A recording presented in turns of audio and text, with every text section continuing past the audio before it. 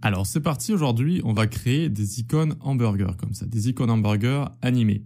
Donc ça s'appelle hamburger parce qu'il y a 3 traits comme ça directement, même si ça me fait pas trop penser à un hamburger, c'est comme ça. Et on les utilise beaucoup avec des menus hamburger, donc en petit écran ou en grand écran, ils vont s'ouvrir et se fermer quand on clique comme ça sur un bouton. Très bien, donc on va voir ensemble comment faire tout ça, c'est parti. Donc on se retrouve ici sur un dossier vide, nos 3 fichiers juste là, et on va pouvoir commencer la mise en place. Alors, on va utiliser des boutons comme ça, vu que ça va être une fonctionnalité. Alors on est juste là, tac. Ça va être une fonctionnalité, du coup, sur un endroit sur lequel on peut cliquer. Donc on utilise un bouton, classe box B1 juste ici. À l'intérieur, je vais avoir une div avec la classe container ligne comme ça. Hop, et ensuite je vais avoir ligne x3. Ça peut paraître un petit peu bizarre, mais le container va vraiment nous permettre de facilement mettre des lignes au milieu de notre élément, puis de les animer. Parce qu'on peut les mettre sans les animer, mais bon, ça devient un bazar sinon. Donc hop, on prend notre bouton ensuite et on colle, et on va donc utiliser B2 et B3. Donc CTRL Maj F ici, Maj Alt F avec Prettier pour bien présenter tout ça. Et voilà, on a nos 3 boutons juste ici. Et donc vous pouvez les copier-coller si vous avez envie de les réutiliser comme ça.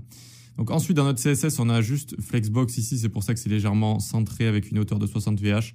Donc c'est centré par ici, en fait, tout simplement. Et on va pouvoir commencer à se setup tout ça, à se mettre en place. Donc pour commencer, alors je me remets bien ça ici. Hop, point box margin 10 pixels pour les séparer entre elles. Donc les box, c'est nos boutons, hein. Width 250 et height 250. Donc ça, vous pouvez le changer si vous voulez, si vous voulez en faire des plus petits. Border none, cursor pointer pour montrer qu'on peut cliquer dessus. Cursor pointer, très bien. Border radius, 5 pixels. Et une position relative comme ça. Parfait. Donc on a nos 3 boutons qui sont juste ici. Vous voyez, donc c'est important de laisser l'outline quand même, parce que vous voyez quand on clique dessus ici, quand on a le focus dessus, quand on a l'active dessus, ça permet aux gens qui ont des problèmes de vision de mieux s'y retrouver, ou même quand ils vont se déplacer avec Tab, ils vont pouvoir mieux s'y retrouver. Très bien, donc ça c'est notre box. Ensuite, notre container à ligne. Alors ici, on va pouvoir lui mettre un background gray juste pour le visualiser. Une width de 100 pixels, une hauteur de 60 pixels.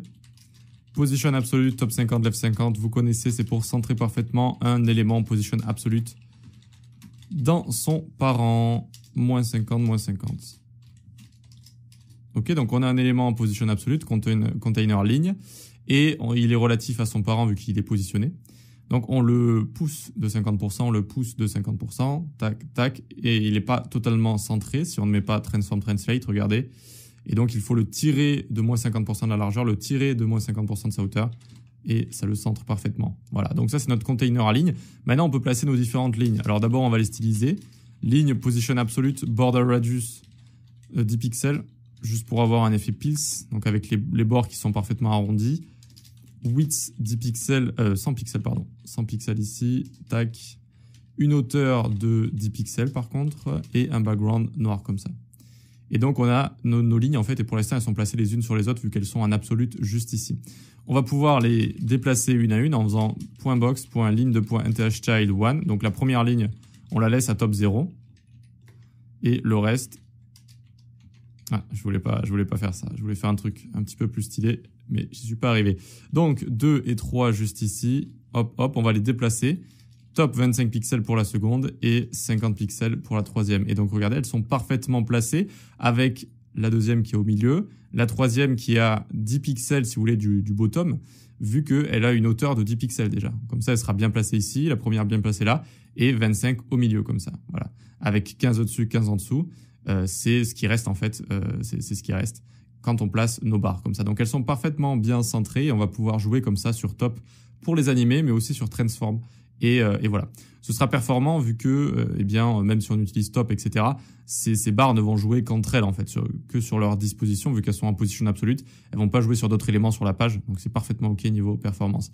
On peut, notre fond ici en gray, on va le cacher. On attaque notre première animation. Donc, anim 1.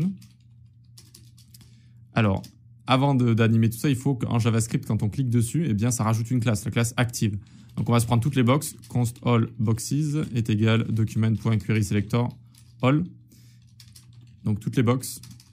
Et donc ici on fait allBox.forEach. Donc pour chaque box, valeur courante box. addEventListener, box.addEventListener. Dès qu'on clique dessus, on prend E ici. On fait une petite fonction fléchée anonyme et donc E.target, l'élément sur lequel je viens de cliquer, .classList, l'API qui me donne accès à des méthodes, notamment la méthode toggle, et je vais toggle active ici directement. Très bien. Alors très bien, parfait, mais j'aimerais cliquer que sur ma box et non pas sur les éléments qui sont à l'intérieur. Donc container ici, il est où container ligne ici. Je vais lui mettre pointer events none. Donc je ne peux pas cliquer dessus. Du moins je ne peux pas trigger l'événement click en JavaScript en fait. Du coup maintenant dès que je vais cliquer sur une box, vous voyez que ça change ici et ça va devenir active à chaque fois. Active, active, active. Voilà, donc on va pouvoir jouer sur ça pour animer tout ça. Donc on peut revenir dans notre CSS désormais, on va venir juste ici. Pour notre première animation, ça va être ceci, j'ai envie de dire classique. On fait disparaître la barre du milieu. Ah, j'ai actualisé, je suis bête. J'ai actualisé, donc vu qu'il n'y a plus le live server, eh bien on va plus le voir. Donc bref, je fais disparaître la barre du milieu et je crée une croix directement. Donc on peut revenir ici, et je vais faire .b1.active quand un élément à la classe à la fois B1 est active, donc quand B1 a la classe active. Alors, line child 1 ici, tac, notre premier élément. Je le pousse de top 25 pixels et je le transform rotate 45 degrés. Ok, et donc on va s'occuper des deux autres. La ligne du milieu, donc qui est la ligne 2, on va la faire disparaître avec une opacity de 0, comme ça, tac. Et ici, on va mettre transform rotate moins 45 degrés. Donc normalement, si je clique dessus, ça me le transforme, mais directement. Je n'ai pas d'animation. J'aimerais bien avoir une petite animation. Moi, j'aimerais bien avoir une petite animation à chaque fois. Donc, ce que je vais faire, je vais venir ici. Et de base, je vais mettre une transition. .b1, .ligne, nthchild1, .ligne, nthchild3, comme ça. Hop, hop. Je vais mettre de base un transform rotate à 0 degré. Et une transition sur... Hop. Transform, ça va durer 0,4 secondes, is in out, comme ça, parfait. Et top, ça va durer 0,4 secondes avec un délai.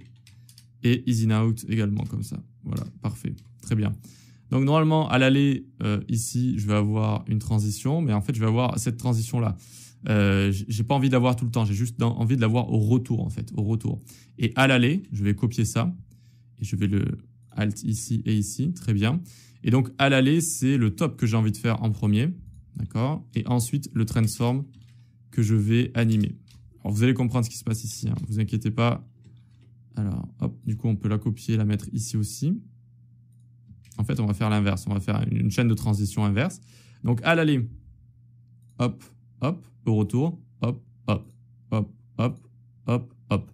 Donc, à l'aller, j'ai d'abord le top qui rentre en jeu, ensuite transform. Donc, d'abord, ça se rassemble, ensuite, ça tourne.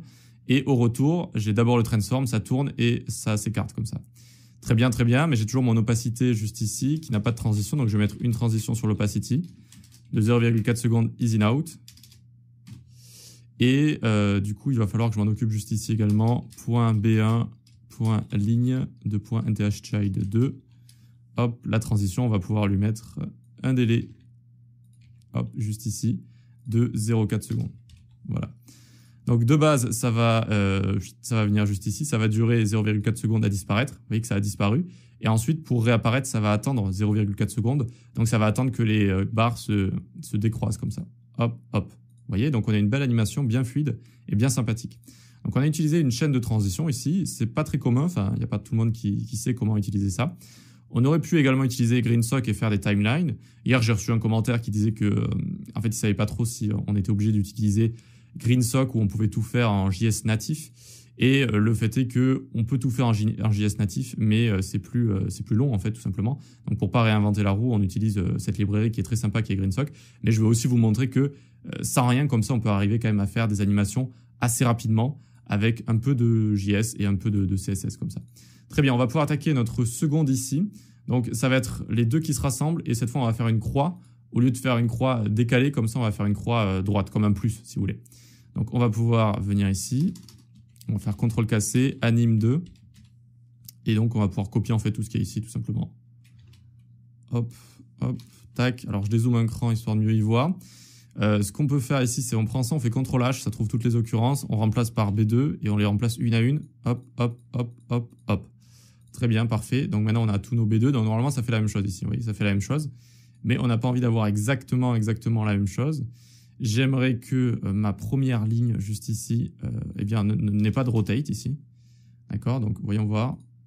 Parfait, c'est ça. Hop, hop, ok. Donc, vu qu'elle n'a pas de rotate, je peux lui enlever le transform rotate juste là. Et ici également, du coup. Ici également, je vais faire ça, ça, ça. Et je lui enlève le transform rotate. Et je lui mets juste une transition sur le top ici. C'est plus logique. Très bien.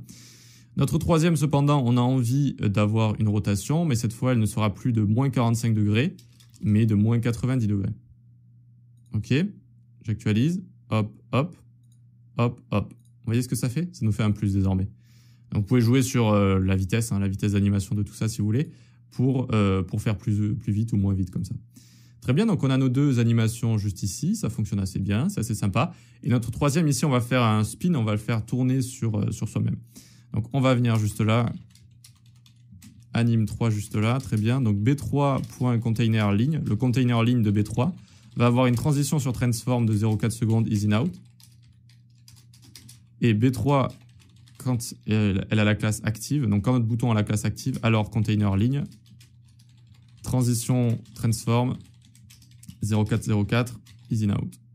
Ok. Et on va transform translate. Moins 50, moins 50. Donc ça, c'est ce que ça a de base pour être centré. Donc on n'oublie pas de le rajouter. Puis une rotation de 360 degrés. Ok, parfait. Ok, donc on a notre rotation juste ici. On aurait pu mettre 720 aussi. Ça va peut-être aller vite du coup. Voyons voir, j'actualise. Hop. Ok, bon, ça tourne pas mal, mais on va laisser comme ça pour l'instant et ensuite on verra. Et on peut se copier notre première animation vu que ce sera plus ou moins la même chose par la suite. C'est-à-dire qu'on va transformer en croix tout en tournant en fait.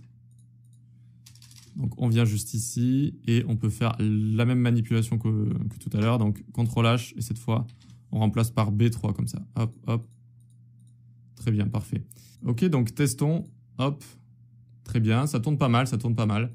C'est assez efficace, ça montre au moins qu'il y a quelque chose qui est en train de se passer ici. Mais on pourrait mettre 320 ici, histoire de faire qu'un seul tour. Ça ferait moins épileptique.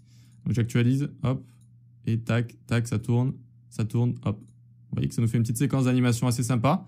Donc au final, on n'a pas utilisé de timeline, bon, parce que c'est assez simple, hein, parce que les séquences de transition comme ça, si vous en mettez plus que 2, 3, ça devient rapidement un carnage, il y a trop de choses à gérer, etc. Et c'est pas très pratique à utiliser. Mais juste comme ça, pour quelques petites séquences de transition, ça peut être assez sympa et ça nous permet comme ça de faire ces boutons hamburger. Donc ces boutons sont liés à chaque fois à des menus de manière générale ou à des choses qu'on a envie de montrer. Et donc on montre, c'est-à-dire que quand je clique, tac, ça va montrer quelque chose. Et donc du coup, l'icône se transforme et me propose de fermer cette chose que je suis en train de montrer. Et puis voilà, la même chose absolument partout comme ça. J'espère que ça vous a plu. Code source en description. Vous pouvez l'utiliser comme vous voulez. Vous avez juste à copier à chaque fois les petits carrés juste ici. Et puis on se dit à la prochaine. Venez sur Discord, la newsletter, suivez mes cours et on se dit à la prochaine. Ciao.